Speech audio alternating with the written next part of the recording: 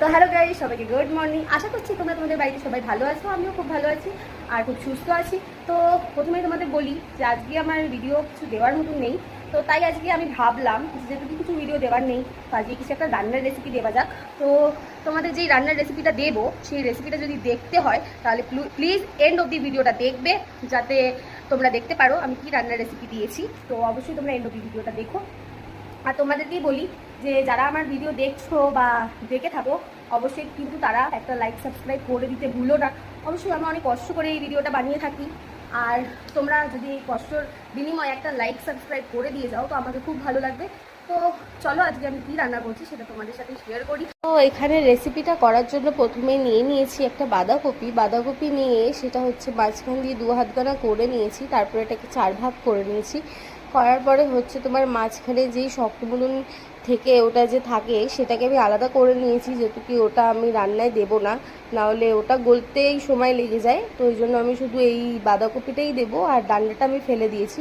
তো বাঁধাকপিগুলো পাতলা পাতলা করে এখানে কেটে নেবো, যেহেতু কি এখানে একটু মোটা মোটা কাটা হয়ে গেছিলো, তোমরা চাইলে এর থেকে আরও একটু পাতলা করে কাটতে পারো। তো এখানে বাঁধাকপিগুলো কাটা হয়ে গেলে এখানে দেখো বাঁধাকপিগুলো আমার কাটা হয়ে গেছে। তো কাটা হয়ে গেলে এখানে তোমরা বাঁধাকপিগুলো দেখে নাও, এইভাবে আমি কেটে নিয়েছি বাঁধাকপিগুলো। তো বাঁধাকপি কাটা হয়ে গেছে যেটুকু, তো বাঁধাকপিগুলো এবারে ভালো করে ধুয়ে নিয়ে বাঁধাকপিগুলো হচ্ছে সাইডে রেখে দেবো। রাখার পরে হচ্ছে এখানে দেখো কয়েকটা পেঁয়াজ নিয়েছি আমি। পেঁয়াজগুলো হচ্ছে 3টে ছোটো সাইজের পেঁয়াজ নিয়েছি, আর 3টে ছোটো সাইজের পেঁয়াজগুলোকে ভালো করে আমি স্লাইস করে কেটে নেব, যেহেতু কি এখানে আমি পেঁয়াজের ব্যবহার করেছি। তোমরা চাইলে পেঁয়াজ ব্যবহার করতেও পারো, আবার না চাইলে নাও করতে পারো, তোমাদের ইচ্ছের ওপরে তোমরা যেরকম চাও সেরকমই করতে পারো। তো এখানে যেরকম দেখতে পাচ্ছ পেঁয়াজগুলো খুব সুন্দরভাবে কাটা হয়ে গেছে। তো পেঁয়াজ কাটা হয়ে গেলে নিয়ে নেবো আমি 2টো টমেটোর। তো টমেটোগুলো নিয়ে হচ্ছে আমি পাতলা পাতলা করে লম্বা করে কেটে নেব, আর বেশি ছোট করব না, যেহেতু কি কেন টমেটোর এমনিতেই তো যেন গলে যায় ভাপেতে, তো ওই জন্য টমেটোর বেশি ছোট করিনি এখানে আমি। তো টমেটোরগুলো কাটা হয়ে গেলে এখানে দেখতে পাচ্ছ টমেটোরগুলো আমি কিভাবে কেটেছি, তো তোমরাও সেমভাবে টমেটোরগুলো কেটে নেবে। তো এখানে টমেটোরগুলো কাটা হয়ে গেলে তাহলে এখানে আমি নিয়ে নেব কিছুটা কাঁচা লঙ্কা। তো কাঁচা লঙ্কাগুলোও আমি কুচি করে কেটে নেব। কাঁচা লঙ্কা কাটা হয়ে গেলে এখানে নিয়ে নেব কয়েকটা আলুগুলোও ঝটপট করে কেটে নেব। তো আলুগুলো কাটা হয়ে গেলে এখানে হচ্ছে দেখে নাও আলুগুলো আমি কিভাবে কেটেছি, তো তোমরাও এইভাবেই আলুগুলো কেটে নিও, তাহলে বাঁধাকপির সাথে খুব সহজেই গলে যাবে। তো এখানে আলুগুলো আমার ফাইনালি কাটা হয়ে গেছে, দেখতেই পাচ্ছ। তো আলু কাটা হয়ে গেলে যেই মাছের মাথাগুলো রাখা ছিল সেই মাছের মাথাগুলোকে অলরেডি আমি ধুয়ে নিয়েছি। ধোয়া হয়ে গেলে এতে আমি নুন, হলুদ আর একটুখানি গুঁড়ো লঙ্কা দিয়ে মিক্স করে রেখে দিয়েছি। তো এখানে রেখে দেওয়ার পরে এখানে দেখো আমি একটা কড়া নিয়ে নিয়েছি। কড়ার মধ্যে হচ্ছে আমি তেল গরম করে নিচ্ছি, 100 গ্রামের মতন তেল গরম করব। তো এখানে তেল গরম হয়ে গেলে আমি মাছগুলোকে ছেড়ে দেবো একে একে। তো মাছগুলো যতক্ষণ ফ্রাই হচ্ছে এখানে দেখে নাও আমি নিয়ে নিয়েছি বাঁধাকপি, আলু, আর এখানে নিয়েছি হচ্ছে তোমার পেঁয়াজ, টমেটোর, গরম মশলা কিন্তু আমি লং ব্যবহার করিনি, তো তোমরাও লং ব্যবহার করবে না। তেজপাতা নিয়ে নিয়েছি, আর এখানে কালো জিরে নিয়ে নিয়েছি, আর একটু কালো জিরেই দেবো আমি, তোমরা চাইলে জিরে দিয়েও করতে পারো। আর এদিকটায় দিয়ে দিয়েছি কাঁচা লঙ্কা।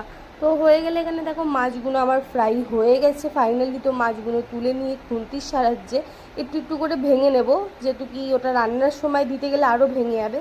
তো এইদিকে দেখো আমি এই বড় চামচের 1/2 চামচ করে সব মশলা নিয়ে নিয়েছি। 1/2 চামচ করে বলতে আমি হলুদ আর হচ্ছে ধনে গুঁড়োটাই নিয়েছি, আর বাদ বাকি এখানে যা মশলাই দেখছো সবই আমি 1 চামচ করেই নিয়েছি। আর চিনি আমি একদম সামান্য নিয়েছি, আর একটু আদা রসুন বাটা নিয়েছি, সেটা একটু সামান্যই নিয়েছি আমি, 1/2 চামচের মতনই নিয়েছি বড় চামচে। তো এখানে হচ্ছে দেখো সব ফোড়ন দিয়ে দিলাম, কালো জিরে, গরম মশলা, তেজপাতা দিয়ে পেঁয়াজগুলো ছেড়ে দিলাম। তো পেঁয়াজগুলো লাল হয়ে গেলে আমি এখানে আদা রসুন বাটাটা দিয়ে দেবো। তো এখানে আদা রসুন বাটা দিয়ে তারপরে একটুখানি ভালো করে কষে নেব, যাতে আদা রসুনের গন্ধটা চলে যায়। তো আদা রসুনের গন্ধটা চলে গেলে দিয়ে দেবো এখানে হচ্ছে টমেটোরগুলো যেগুলো কেটে রেখেছিলাম। তো টমেটোরগুলো দিয়ে খানিকক্ষণের মতন একটু নাড়াচাড়া করে নিয়ে টমেটোরগুলো কষে নেব ভালো করে। তারপরে হচ্ছে যত মশলাগুলো ছিল, যেরকম গুঁড়ো লঙ্কা, হলুদ, জিরে গুঁড়ো, ধনে গুঁড়ো, এগুলো সব দিয়ে দেবো একে একে করে। তো একে একে করে সব মশলাগুলো দিয়ে দেওয়ার পরে ওটাও কিছুক্ষণ অবধি আমি সময় নিয়ে কষে নেব। তো কষে নেওয়া হয়ে গেলে যে আলুগুলো আমি ধুয়ে রেখেছিলাম সেই আলুগুলো আমি এবারে দিয়ে দেব। তো আলুগুলো দিয়ে যেটুকু আলুগুলো আমি আলাদা করে ফ্রাই করিনি, তো এই জন্য একটুখানি সামান্য আমি এই মশলার মধ্যেই কষতে কষতে ফ্রাই করে নেব। তো ফ্রাই হয়ে গেলে তারপরে হচ্ছে আমি যত বাঁধাকপিগুলো কেটে রেখেছিলাম সেই বাঁধাকপিগুলো আমি দিয়ে দেবো। বাঁধাকপিগুলো দিয়ে সুন্দরভাবে হালকা হাতে নাড়াচাড়া করে নেব। নাড়াচাড়া হয়ে গেলে আমি কিছুক্ষণের মতন, যেহেতু কি 5 মিনিটের মতনই আমি চাপা দিয়েছিলাম, তো তোমরাও 5 মিনিটের মতন চাপা দিয়ে দেখো যে কতটা জল বেরোয়। তো সেই বুঝে তোমরা বুঝতেই পারবে, কারণ হচ্ছে সবার ঘরে কম বেশি হতে থাকে। তো আমি চাপা দিয়ে আর আঁচটাকে লো করে দিলাম। তো করে দেওয়ার পর এখানে দেখো হচ্ছে বাঁধাকপি দিয়ে অনেকটা জল বেরিয়ে গেছে। তো বাঁধাকপিগুলো আমি যেটুকু জল বেরিয়েছে তো নাড়াচাড়া করে এরকম করে জল শুকিয়ে নেব। আর এখানে আলুও অনেকটা গলে এসেছে, যেটুকু আলু গলে গেছে তো আর জল কোনো ব্যবহার করার আমার প্রয়োজন হয়নি।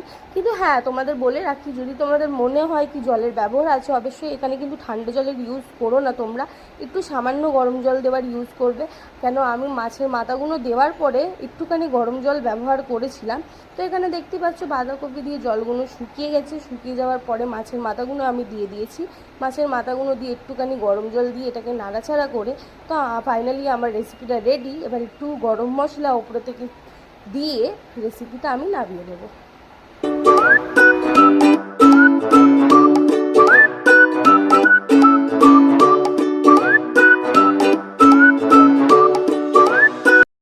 তো আশা করছি তোমরা এন্ড অবধি ভিডিওটা দেখে নিয়েছো। তো দেখার পরে হয়তো বুঝেই গেছো যে আমি কী রেসিপিটা করেছিলাম। তো অবশ্যই তোমরা একবার ট্রাই করো।